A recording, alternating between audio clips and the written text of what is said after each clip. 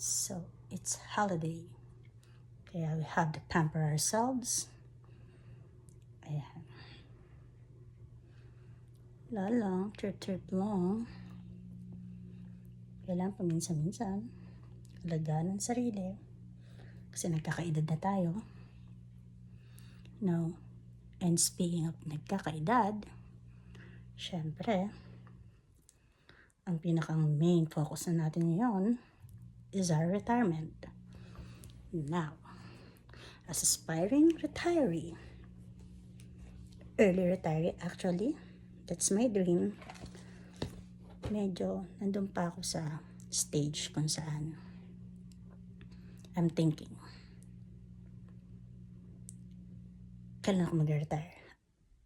The earliest na nasa isip ko is 52. Why? Kasi by then, my husband is already 55. Next is at 55 years old. Why I consider 55? Because of rule of 55, in which pwede kang kumuha ng pera sa iyong 401k without a penalty. And then my next one is at age 58, in which ang plan ko naman dyan is to have a bridge account so that I could bridge my from 58 going to 59 and a half, in which I could touch my 401k or all of my investment without a penalty. Now my next is 62 so that I could file also my social security. Siyempre, minsan nag-iisipan pa, do you have to file at the age of 62? Kasi may tinatawag na full retirement age, which is 67. So, ang hirap mag-decide kung kailan ka talaga dapat mag-retire.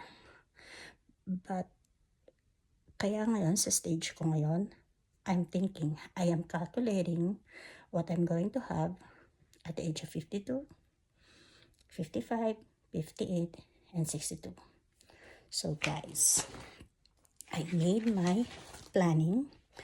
Ito ang aking planning. So, balik na rin natin ang camera.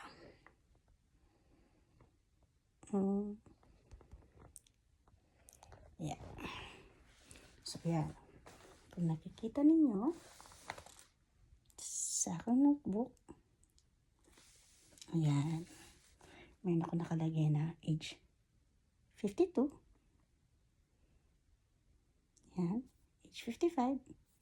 58. At eventually, yung 62. So, tara, samahan niyo ako to decide. See you in my next short video. Thank you. Bye.